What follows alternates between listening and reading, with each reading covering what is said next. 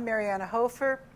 I'm a poet and associate professor here at the university, and I'm joined today by Jennifer Moore, who is also a poet, and she is also a professor at Ohio Northern University.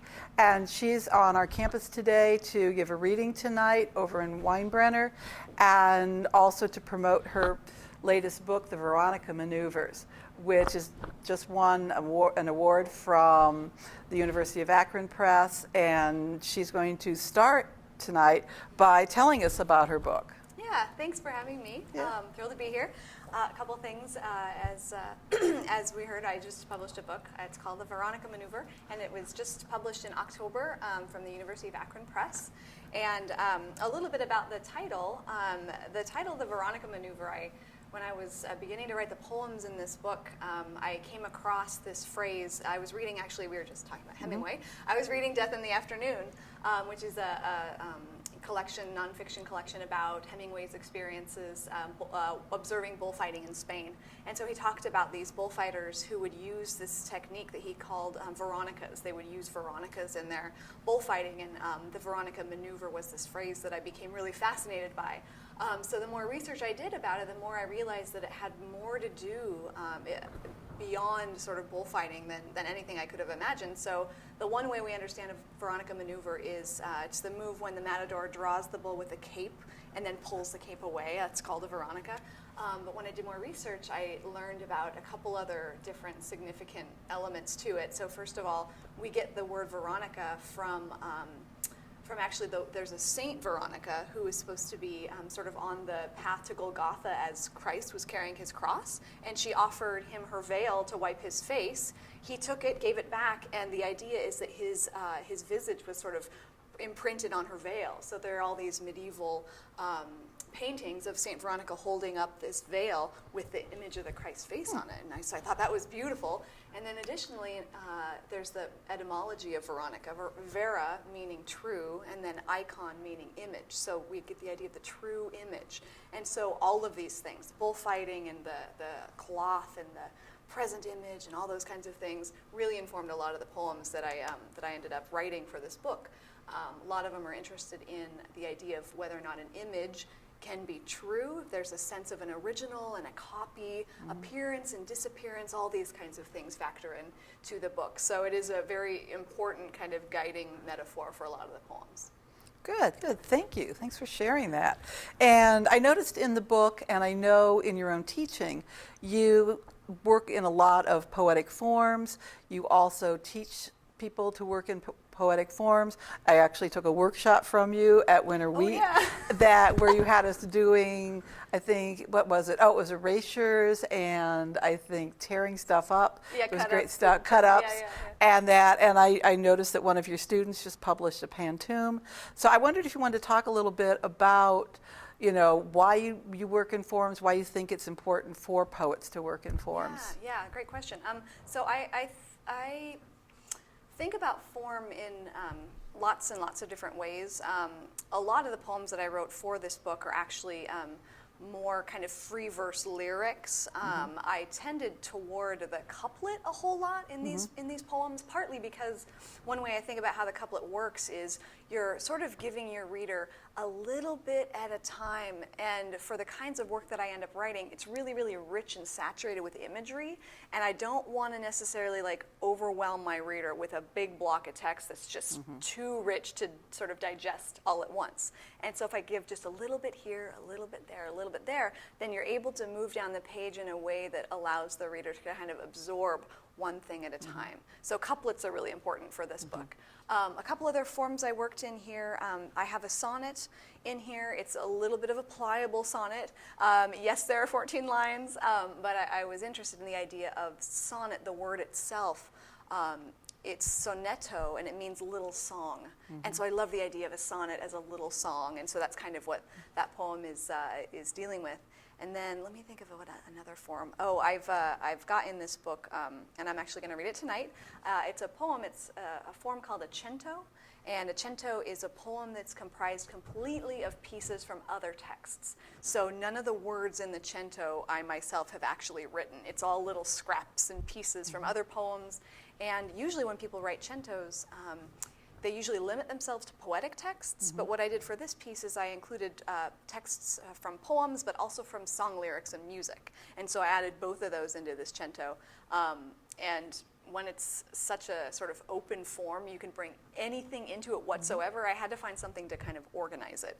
And so the theme is the thing that ends up organizing the cento. The theme is about the figure of the fool, and the reason is because someone had asked me to write a poem for April Fool's Day. And so I said, all right, I guess I will write a poem about the fool. And so that was the guiding theme or idea or figure that gave me all the material for the cento. So the couplets are important to me. The sonnet is important to me. This week, actually, I have my students on Friday turning in poems that they have written in form, and I have limited them to very few things. So the pantoum, they can write guzzles, they can write in terza rima, really, really hard. But I think one reason why form is so interesting is because we are receiving certain kinds of rules, and you try to work whatever your content is according to this kind of received structure. And it's a very liberating kind of structure sometimes, or limit to have for your own writing. So. Nice, nice. Yeah, I'm terrible with forms. I'll just put that out there. Yeah.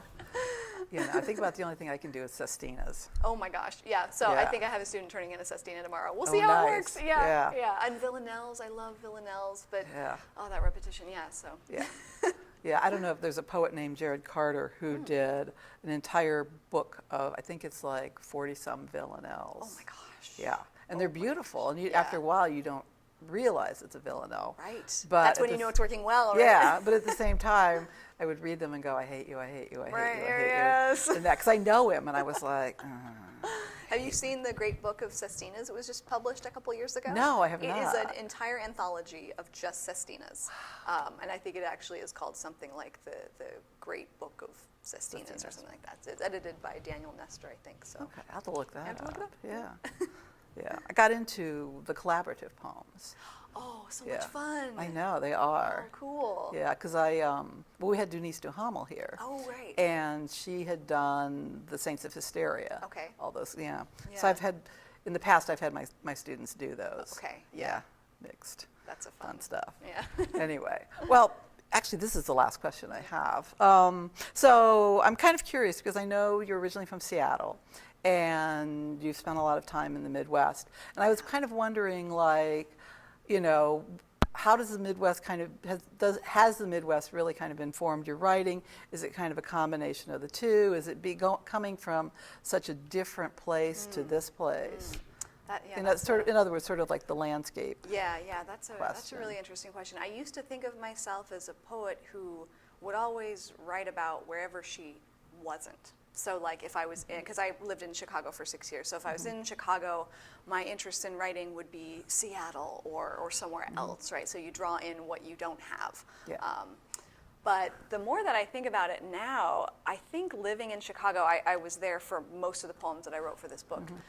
A lot of the landscape of both the city and everything that exists outside the city informed a lot of these poems. A couple of the poems are informed really directly in that way. I have a poem in here that I might read tonight that's called I Went to the City, Came Back with Technicolor. And so the poem itself is about the kind of space between the hyper-urban and then the hyper-rural, because you can be in the heart of Chicago, and then an hour later, you're in the middle of nowhere. You know what I mean? So that stark contrast. So a couple of poems are informed by that landscape. There are a couple of them that are informed a little bit more by not like a sense of an urban or a rural landscape, but more the sense of one's immediate space. And a poem that comes to mind for that is, I have a poem titled Lines Written on a Grain of Rice. Oh, yeah. And it's from the perspective of a grain of rice stuck in a throat. And you never know why you're doing these things or what informs them when you write them, but when you go back and look at them, this one poem, I said, oh my goodness, I understand now what the situation there, it's hyper metaphorical. I lived in this teeny tiny little apartment in Chicago. It was the most bizarre place. It had red wooden floors, blue walls. It had 2 bathrooms, but like one bathroom had the sink and one bathroom had the toilet. It was just so bizarre. And I would sequester myself in my teeny tiny apartment, and that's where I would always do my writing. And I had a hard time living in the city because it felt somewhat claustrophobic to me, because there are so many people and it would take a long time to even get away from, like an hour just to get outside. So I think that sense of claustrophobia, of being stuck inside of a room, inside of a city, inside of it's the grain of rice in the throat, right? Yeah. And so I finally understood that piece is hyper metaphorical of me living in this room in this gigantic city. So yeah, I think environment does very, very much affect the poems that I write, but it comes out in different ways. So. Nice. Is there anything else you'd like to talk about? Did you come with questions? Oh gosh, I don't know if I have questions. I'm excited to be here. I hope that we have some folks coming tonight. Oh, we do. Okay, good. And I have a couple of the books available for sale if anybody is going to be able to drop $15 on a book. But yeah, I'm going to read tonight and share some poems, and hopefully maybe there'll be some kind of time for a Q&A afterwards. So hear from other people. And if people don't come to your reading tonight but want to know how to get a hold of your book, how do they do that? Yes. So it is available on Amazon if you just want to look it up, but you can also go to the University of Akron Press, and the book is right there. It has this very dazzling cover that was actually just nominated for, I don't know if you saw, I don't know if you know Amy Friels, but you know Mary. Every year, book covers get nominated to be represented at a convention, and this was one that was chosen. So congratulations to my designer, Amy Friels. So yeah, Amazon or University of Akron Press. And if you're unable to come to the reading tonight, I'm going to read at Bluffton University on Tuesday evening, and then back in Chicago on Friday evening. And all of that information is available on my website, which is jenmorepoet.com, which I just updated. Nice. Well, thanks. Thanks for talking to me. Thank you for having me. Excellent. Thanks.